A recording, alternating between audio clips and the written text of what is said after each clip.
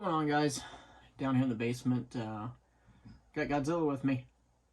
Sure, a lot of you are asking what exactly is Godzilla and why do you call it that? Well, as you can see, Godzilla is a rather large saw. It's actually a Stihl MS661. We got the saw about a year and a half, 2 years ago, and I kind of lucked into it. One of my buddies works at a outdoor power equipment company, and somebody brought it in one day. They were running it, got it stuck in a tree that they were cutting, started to cut it out with another saw, and the tree ended up falling. It actually landed on top of it, up here on the main body of it, and actually twisted the saw. And the only way I can really describe it is if you had one person standing here holding onto the handle, the other person standing holding onto the end of the bar, and you just twisted it like a pop can. And when that happened, it actually ended up cracked the crankcase, so it was ruined. It mangled up the bar that was on it, cracked the fuel tank housing, so the whole saw was trashed. The guy just wanted to get rid of it. He was getting ready to go buy a new one.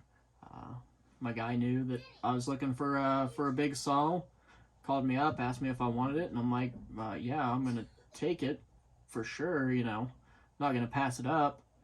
It's like, what's going on with it? And he explained the story to me, and I thought about it for a little bit, and was like, it's probably worth it. Get a little more acclimated to the saw, see how everything's put together, how it runs. So I ended up taking it, bought all the parts for it, and split it apart on the kitchen table and rebuilt the whole thing. And it's been a great saw. I love it for what we use it for. There's not really a tree in our area that I don't think we couldn't take care of if the time came for it. But tonight, just want to give you a quick little walk around of it and show you what I'm working with. All right, so we're back here. As you can see, this is the Stihl MS661C. This is a CM, so it does have the Mtronic carburetor on it, which if you guys are up in the air about whether or not you want to go Mtronic or a traditional carburetor, I'm going to tell you Mtronic's the way to go. You don't have to adjust anything. The saw does it itself. It's great, especially when you're cutting. You get into a real thick chunk of wood or something that's real knotty, and the saw doesn't even think about it. It's like it finds another gear and just goes. I've never had any issues with it bogging out on me or wanting to shut down, being overworked. See, got the MaxxFlow air filter on it. I did go with the aftermarket parts. As you can see, we'll get to the stuff up front. Went with MaxxFlow. Wanted to get a little bit more airflow into it.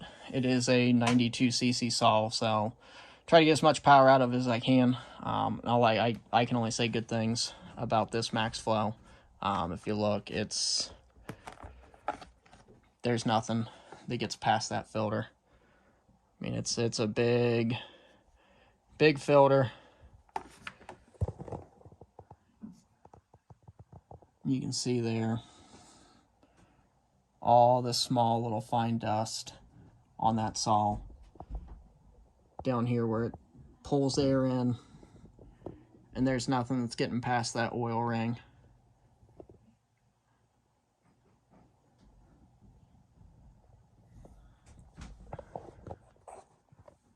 All right, we're up here at the front of the saw.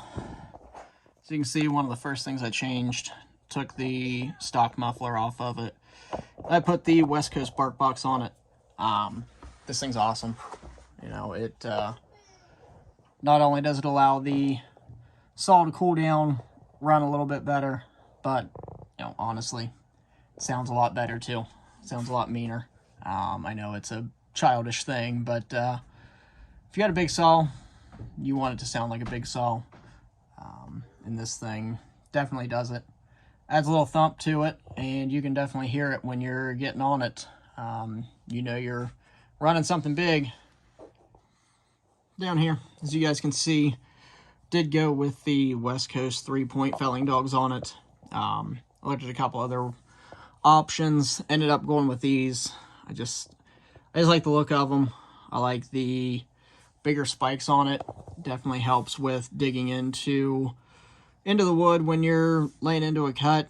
Another nice thing with them, if you look, if I can get the camera just right here, this point is actually lined right up with that tooth right there. So the bottom of your bar is lined up with this second spike, so you always know where you're at in your cut.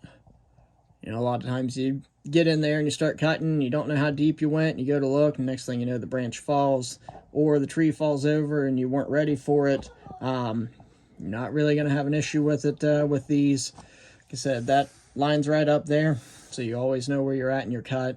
And honestly, they've been great. They are a hardened steel, so you don't have to worry about them bending, breaking, snapping off. I have nothing but good things to say about them. Got a 28-inch bar on it. It's just a regular steel bar. I've got a light bar coming. They're on back order, so hopefully it gets here soon.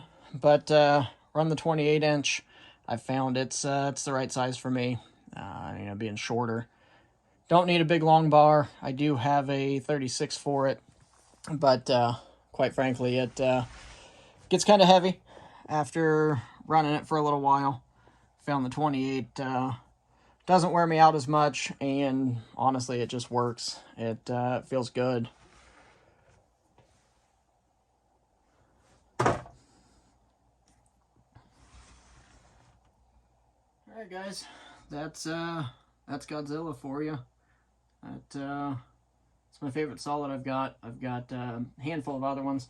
I'll probably end up showing them here on the channel. I've got one that kind of the same situation. It was tore up and rebuilding it now. Got one that came in all scored up. Ended up doing an engine swap on it. I call it the mutant saw because once you see it, you'll understand. Bigger engine. But yeah, that's Godzilla. Next time you hear me talking about him or talking about it, you'll know what I'm referring to. So, thanks for watching, and don't forget, like, comment, share, subscribe, tell all your friends, tell everybody you know, and we'll see you next time.